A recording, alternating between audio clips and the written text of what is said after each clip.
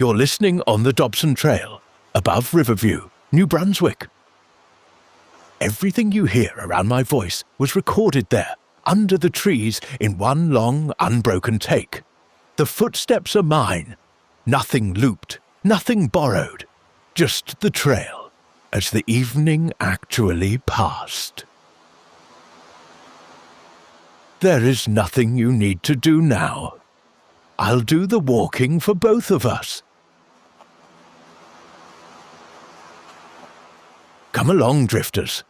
The light is already leaving the canopy, and the path is soft with old needles, and we have a long, slow way to go.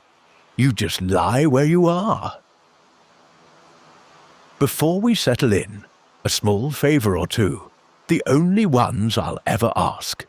Somewhere under this episode there's a place to leave a word. Tell me where you're drifting off from tonight, or where in the Maritimes we should walk next. I read everyone slowly, the way I do everything. And if you'd like to find your way back here, follow the show. Think of it as leaving a lamp lit in the window for yourself. That's the whole favour. Now, no more asks. The rest of this hour belongs entirely to you. You might wonder what a man who spends his evenings walking old trails does to get himself to sleep. I keep a small kit by the bed, a strip across the nose so the breath runs quiet, a guard for the teeth because the jaw likes to keep arguing after I've stopped, a little magnesium with the last glass of water, small things. The whole list is written under this episode, right at the top for anyone curious. Not promises, mind you, just what I use, an old walker's kit. The rest of it is a trail, a pair of boots, and one man's story. All three are already here.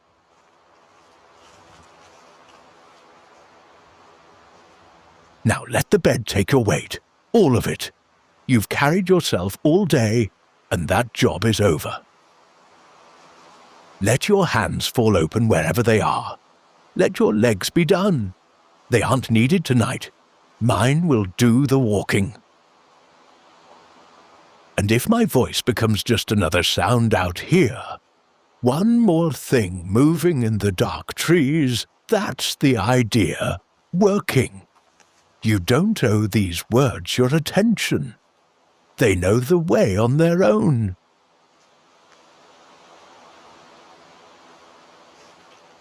Tonight, I want to tell you about a man who spent his whole life at other people's gates, and learned, better than anyone before or since, what to carry up to a gate and what to leave on the road.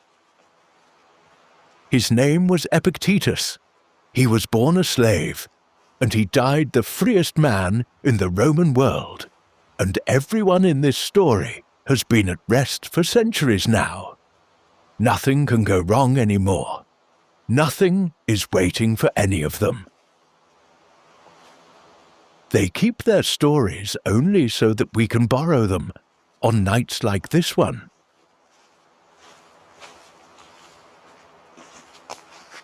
But first, the reason you might be awake. Somewhere in your evening, there's a person who isn't in the room. Maybe they're across town. Maybe they're just on the other side of tomorrow.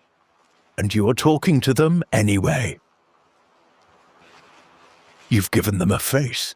You've given them a temper. You've written their half of the argument and your half, and their answer to your half, and you keep running it, line by line, in the theatre behind your eyes.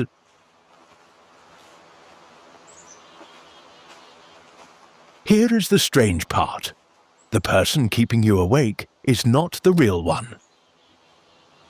The real one is asleep somewhere, or watching television, or thinking about their own gates and their own roads. The one keeping you awake is an actor you hired. You drew the anger on their face yourself, from memory, from worry, from an old habit of bracing. And a face you drew is a face you can put down the pencil on. That's the whole teaching, and it's older than the Empire. Let me show you the man it belonged to.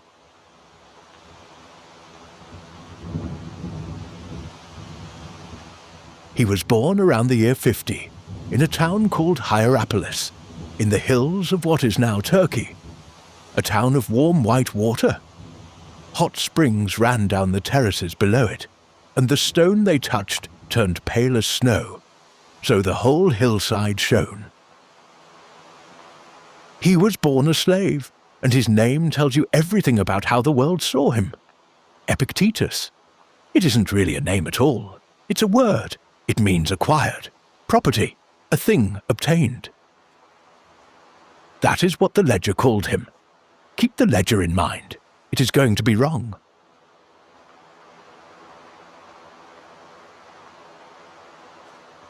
While he was still young, he was taken to Rome, into the household of a man named Epictetus. And here fate showed a strange sense of humour, because Epictetus was a freed slave himself, who had climbed all the way up to the emperor's writing desk. He was secretary to Nero. He stood beside the most dangerous temper in the world, every working day. So the boy from the White Hills grew up inside the loudest house on earth, power going past in the corridors, doors slamming on the fates of whole provinces. Anger, real anger, the kind with armies behind it, moving through the rooms like weather.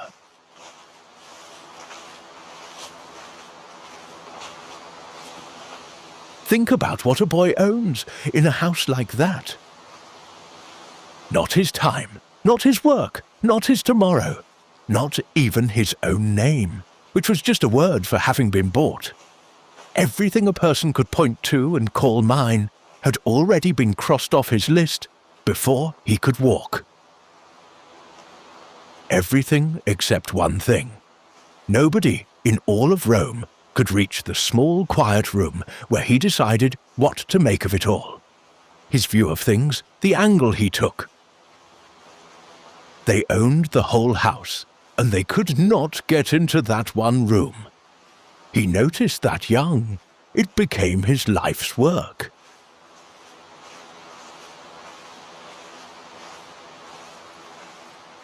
There is an old story about his leg. His students loved it, and they told it for centuries, so I'll tell it to you the way they did.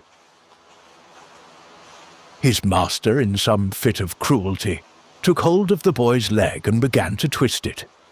And Epictetus, they say, did not cry out.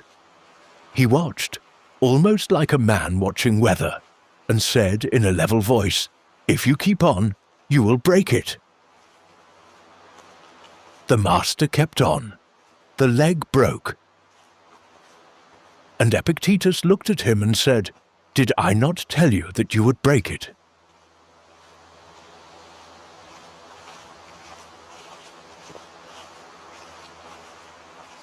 He walked lame for the rest of his life, 50 years and more on a leg that never healed straight.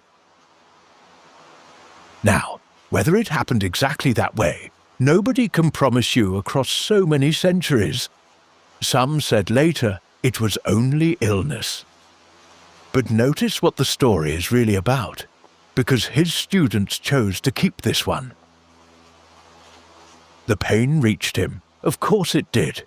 Pain always gets in the gate. But the panic never did, and the hatred never did, and the twisting man never got the one thing he was really after, which was the boy's inner weather. The leg was breakable.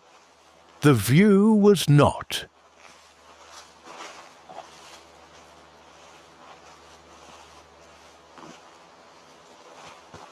Somewhere in those Rome years, someone let him go and listen to a teacher, a Stoic named Musonius Rufus, who was famous for two things: being exiled by emperors and seeing straight through people. Picture the classroom in the evening. Senators' sons in good cloaks, taking notes they would forget by summer. And at the edge, a lame slave who owned nothing, listening the way a starving man eats. Musonius saw him. The old teacher would aim his hardest questions at the boy at the edge, the way you lean weight on the beam you trust. In that room, the ledger's word for him quietly stopped mattering. Acquired. As if anyone could acquire what was waking up in there.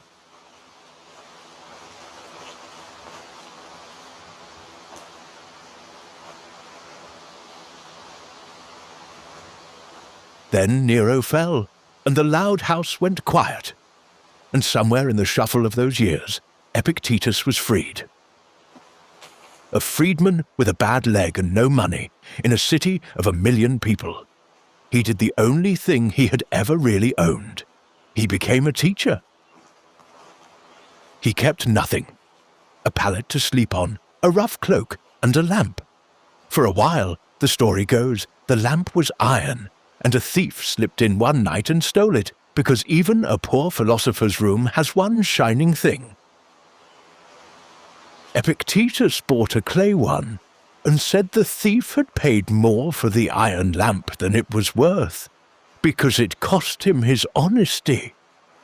And the clay lamp did the same job. Light is light.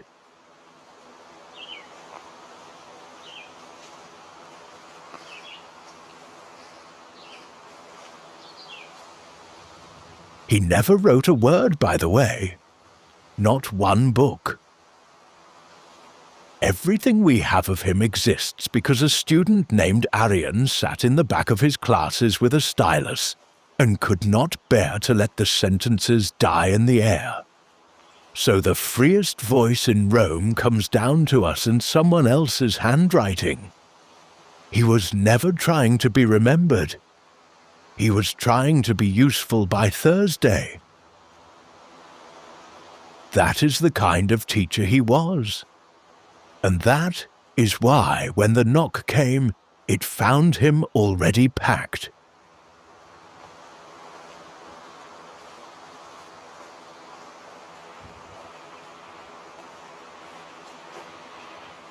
The knock was an emperor. Domitian, near the end of the 1st century, a suspicious man in a nervous season, decided that philosophers asked too many questions and banished them from Rome. All of them. Imagine that news arriving at night, because news like that always seems to. The city you built your life in, the room, the students, the clay lamp on its shelf, all of it revoked by a signature you will never see, held by a man you will never meet. Here is tomorrow, wearing the angriest face in the world. The actual emperor. Not an imagined temper this time. A real one with soldiers.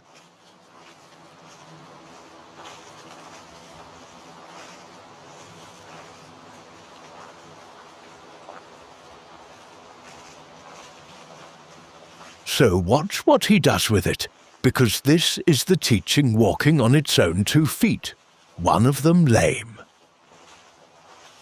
He did not spend that night arguing with Domitian in his head. He did not draft speeches for a hearing that would never be held, or rehearse his lines against a face on the ceiling.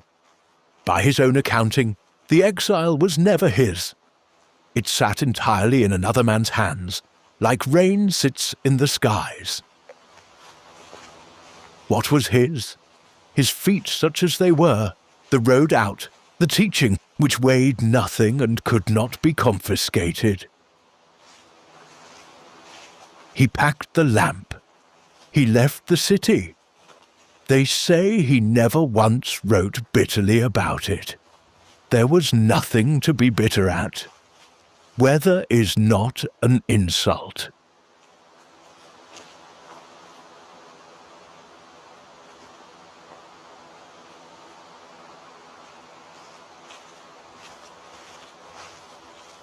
He crossed the sea to Greece and stopped at a town called Nicopolis, on a green shoulder of coast where the fishing boats came in. The name means City of Victory. Augustus built it to celebrate winning a war, and now its most famous victory would be a lame old exile who conquered nothing but himself. He opened a school, not a grand one, a room, some benches, the clay lamp, and the strangest thing happened. The students came to him. Across the whole sea they came, from the very city that had thrown him out. Young Romans telling their fathers they were going abroad to study with the slave. The empire had pushed him to the edge of the map, and the map quietly redrew itself around him.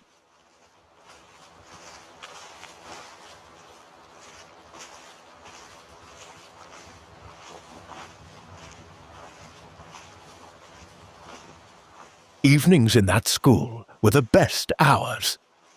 The day's lessons done, the heat off the stones, the lamplit. And the students would bring him their fears, the way you might bring a strange sound in the engine to a mechanic. And the fear they brought most often is the one you brought tonight. Teacher, there is a man I have to face. A powerful man, an angry man. The magistrate, the creditor, the rival, the father. I lie awake, hearing what he will say to me. And the old man would smile, because he had been waiting his whole life for this one. He'd known real tyrants. He knew exactly how much of a tyrant lives in the tyrant, and how much of him we build ourselves at night free of charge.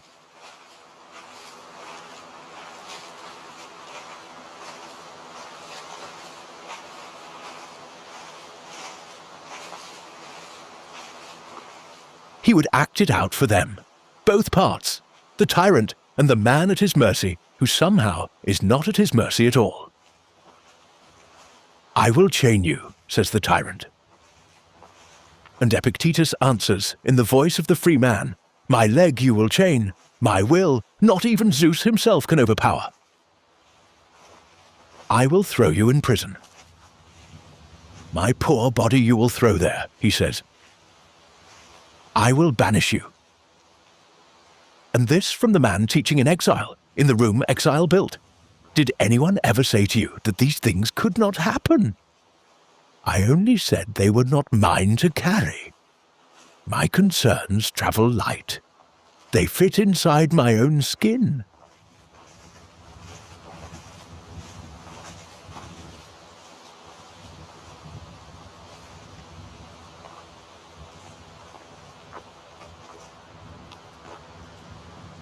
The students would go quiet when he did the two voices, because you could hear it plainly. The tyrant runs out of script. Every threat lands on the body, the leg, the room, the address. Not one of them can get through the gate where the man actually keeps himself. The tyrant has an army and no key. And a boy at the back would ask, "But teacher, weren't you afraid?" And the answer was never a boast. Of course the body braces, he'd say. The body is an honest animal. But fear is a story about tomorrow, and I had stopped writing other men's lines. Let the magistrate compose his own speech. Why should I do his work for him, and lose sleep for my trouble?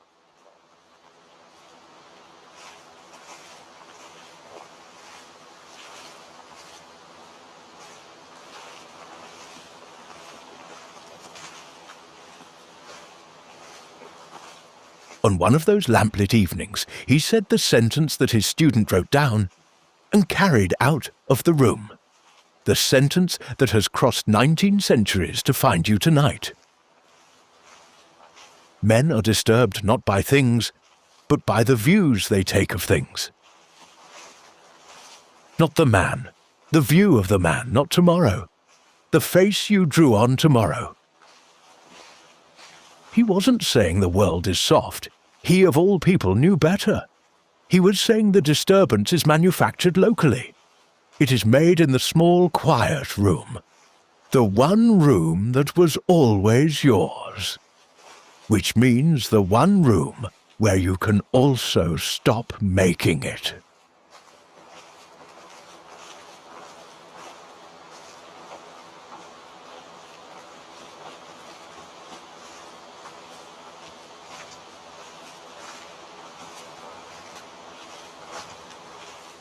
And he gave them the sorting rule, the first thing in the little handbook, the place where all of it begins. Some things are in our power, and some are not. Another person's temper. Not yours, never was. You could be perfect all your days, and someone would still frown at you across a fence. Another person's opinion, their morning mood, their memory of the last thing you said, all of it weather. Yours is smaller and better, your own posture at the gate, whether the hand at the end of your arm arrives shut or open. A shut hand can hold nothing but itself. An open one can give a wave and receive one. That is the whole inventory of a free man. It fits in a palm.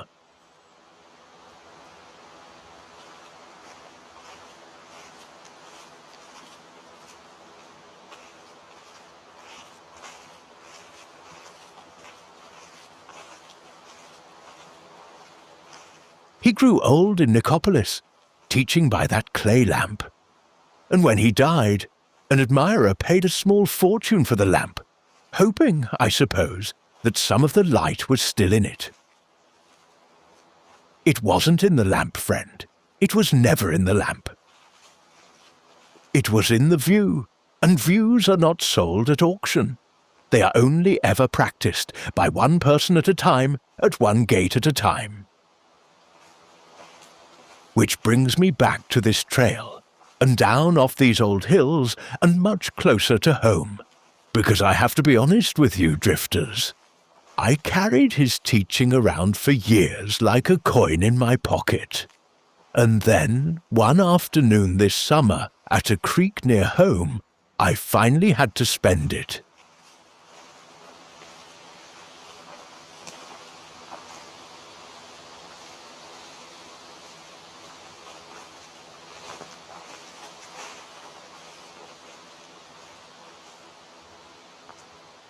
I'd gone down to the water with a recorder, the way I do. A creek I love, on land that isn't mine, where I'd always felt half a guest and half a trespasser.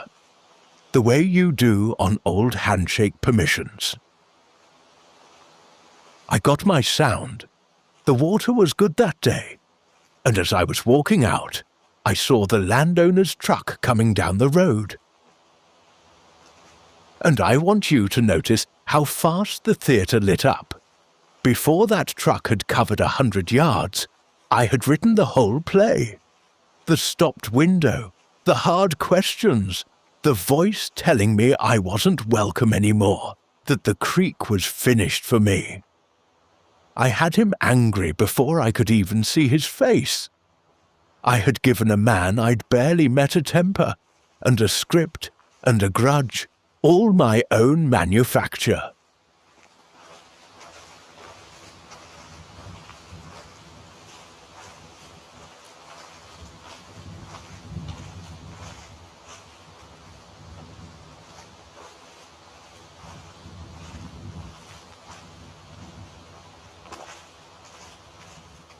And I felt the old animal instinct rise up, the one Epictetus would have recognized across 2,000 years. Look at your boots. Angle away. Make yourself small and be gone before the window comes down." I stood at that gate in my mind for a second, with the truck coming on. And somewhere in there, the old sorting rule surfaced, the way a trained thing does. His temper, if he even had one, was not mine. His window, his brakes, his afternoon, not mine. What was mine was almost nothing, and completely everything. The direction of my eyes, the hand at the end of my arm. So I looked up, and I met him square, and I opened my hand, and I waved.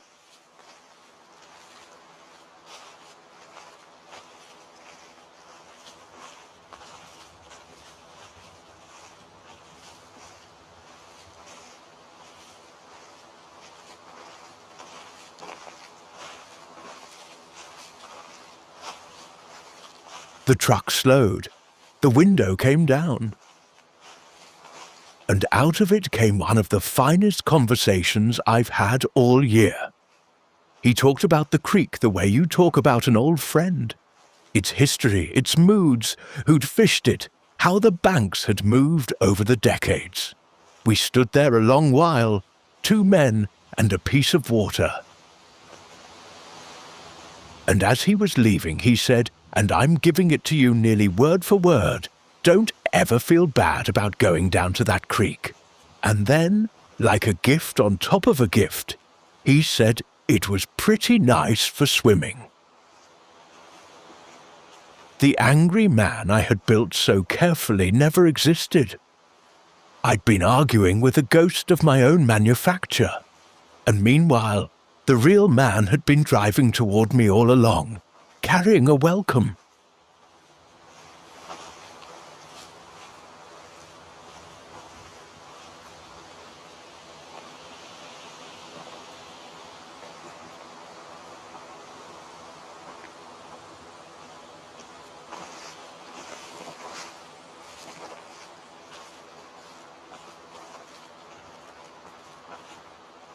I keep thinking about how nearly I missed it. One angled shoulder, one pair of lowered eyes, and I'd have carried my invented enemy home intact and believed in him forever. He'd have kept me off that water for years, and he was never real. The view was the whole difference, not courage. I wasn't brave, I was just barely willing to test the drawing against the man. An open hand at the end of a doubtful arm. That was the entire investment. And somewhere, by a clay lamp 19 centuries back, a lame old teacher is smiling. Not because the story ended well. He'd be the first to say the man might have been angry after all. But the wave was mine either way. The wave was always going to be mine. That part never depended on the truck.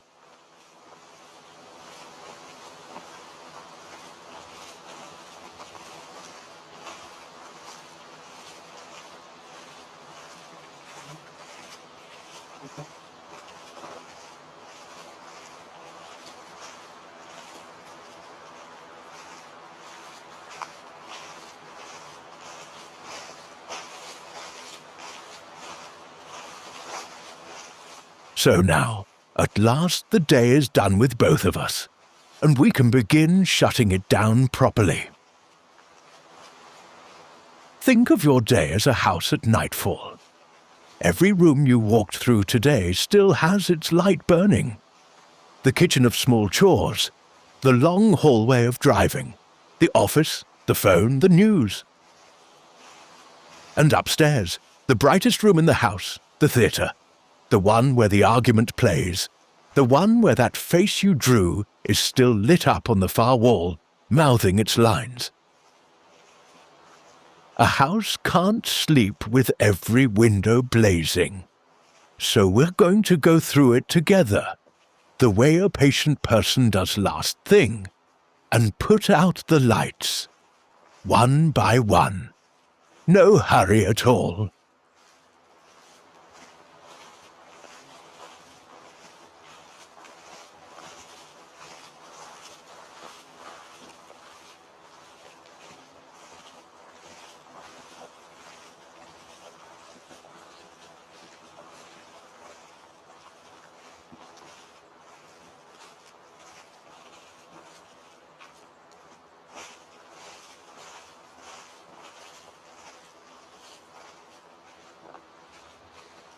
Start with the theatre, since it burns the most current.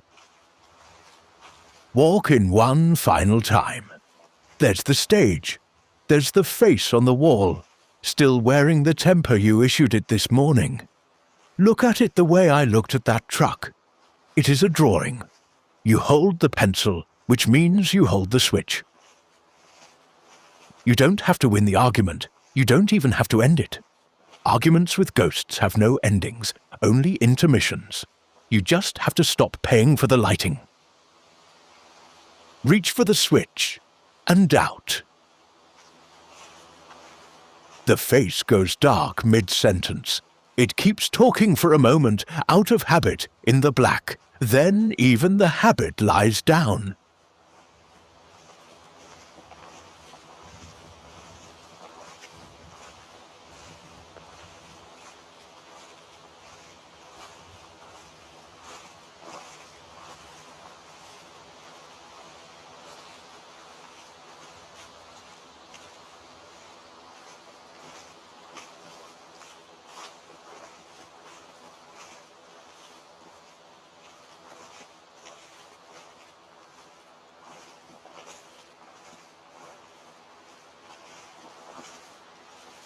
Now, the house of the body, room by room, each one off like a switch.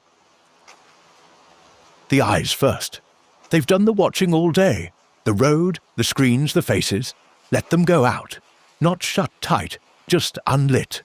Dark windows in a quiet wall. Now the jaw. The jaw is where arguments live after hours, still chewing the words it never said. Unclench it. Let the teeth part a little. That room is off now. Feel how the face goes when its two busiest rooms go dark. Smooth, nobody home, nothing showing at the windows.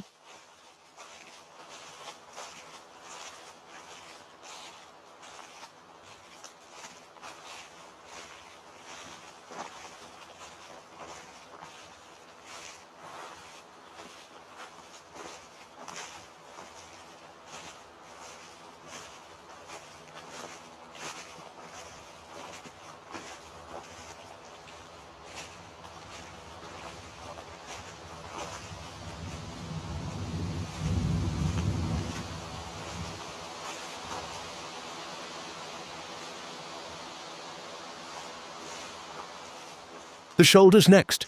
They've been up around your ears half the day, braced for the window to come down. The window came down, and there was only a friendly man in it. The bracing can go. Let the shoulders sink and switch off. Now down each arm, past the elbow, into the hands.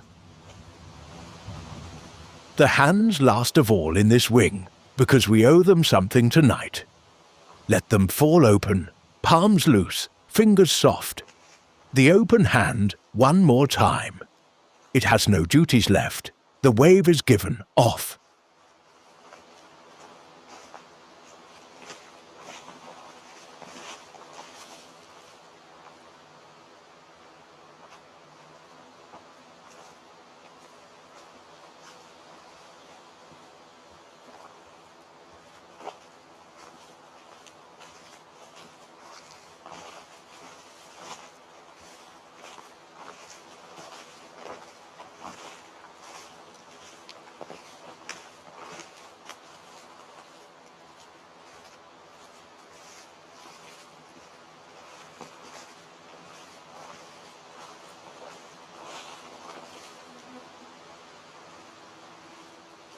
The chest now.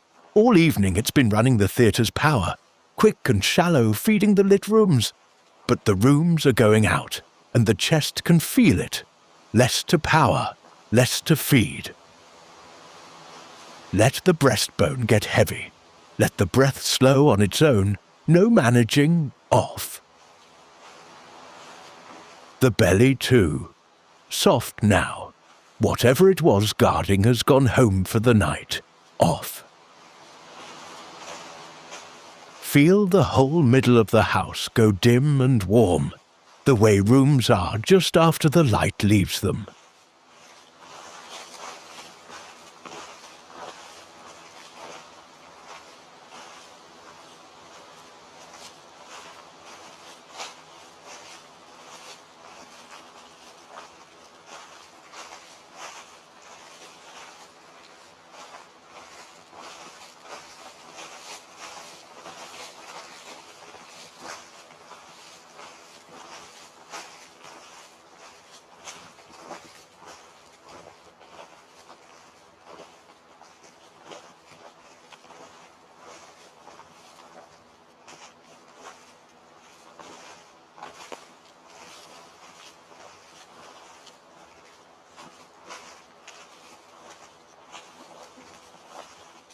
And the legs, the good honest legs, that carried you through every lit room of this day.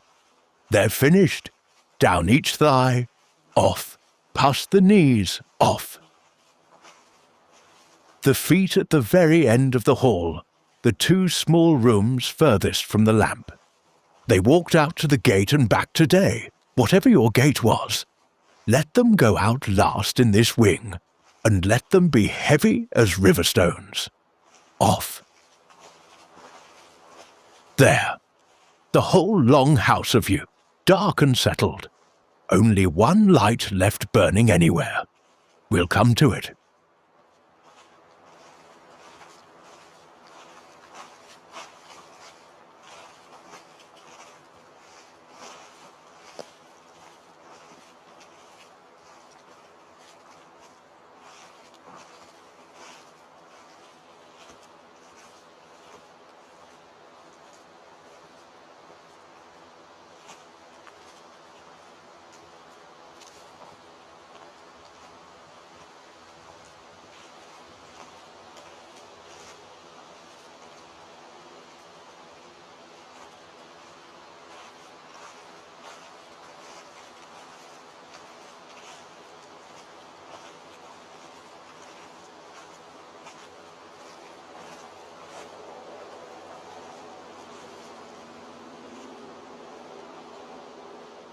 Because here's the sorting rule, one last time in house language. Every light you just put out was yours. Your eyes, your jaw, your hands, your breath. Yours to burn, yours to put out. That is the whole estate, and tonight you've closed it down like an owner. The other lights, the floodlights, the ones out past your fence line. His temper, her answer. Tomorrow's weather at somebody else's window. Those were never wired to your house at all. They only looked load-bearing. Nothing in you was ever standing on them. You can leave them to whoever owns them. Burning or dark, it's all the same to a sleeping house.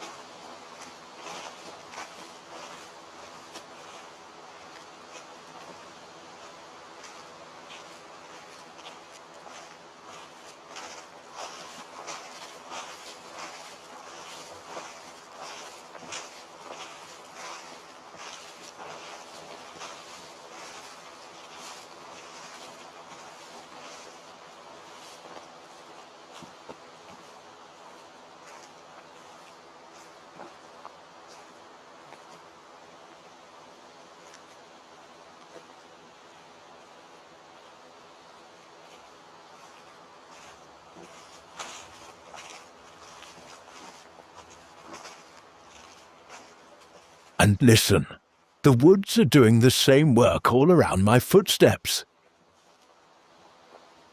The canopy put out the sky an hour ago. The birds have gone out, one voice at a time, like windows down a village street. The trail ahead of me is dim and soft and completely unworried about the dark, because the dark out here is not a threat. It's just the forest resting its eyes. Whole hillsides going out room by room, and not one thing in all these trees is arguing with tomorrow.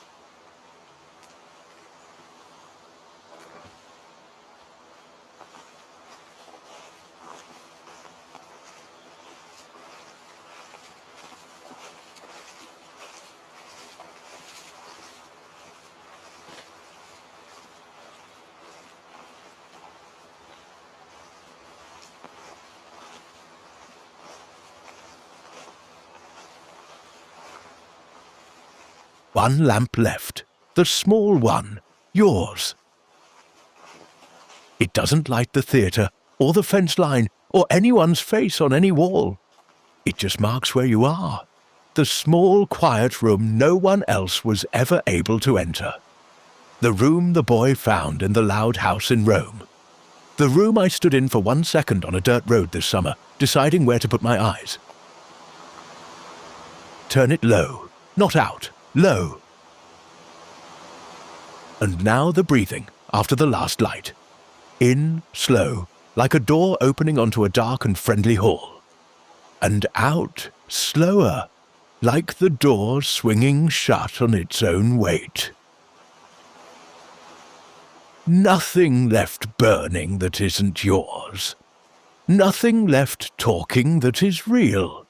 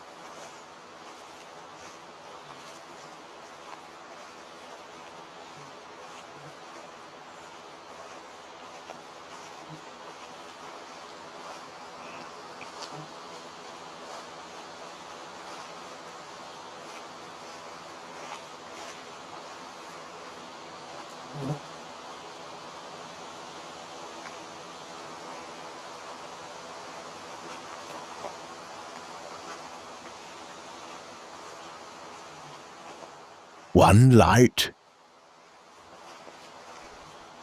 then another. Then the soft dark, doing its kind work.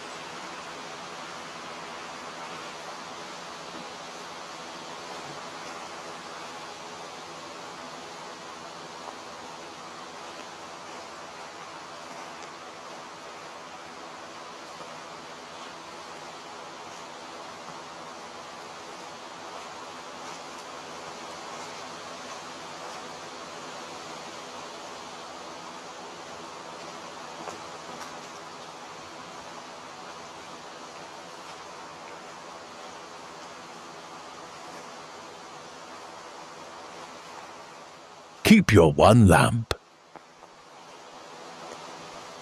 Let the rest go out. They were never yours to burn.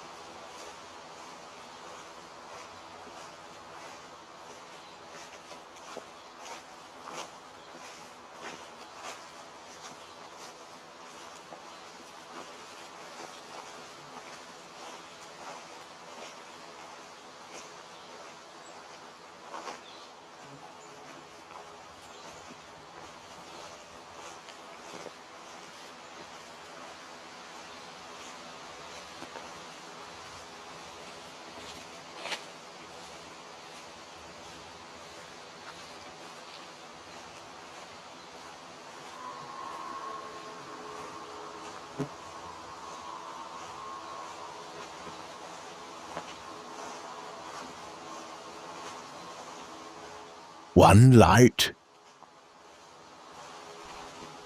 then another. Then the soft dark, doing its kind work.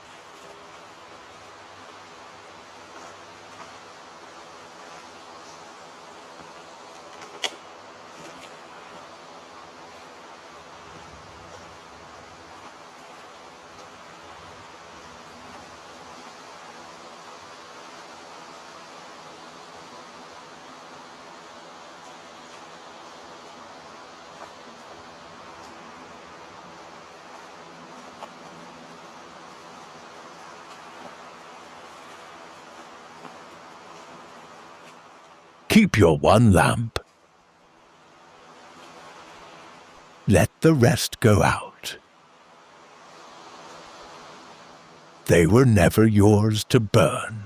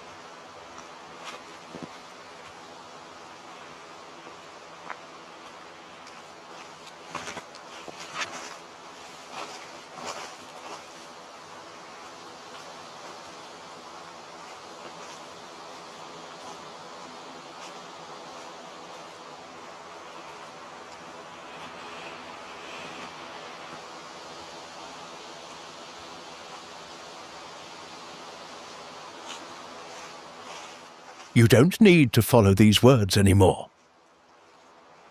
The house is dark, the one lamp is low, and no one in the dark is angry.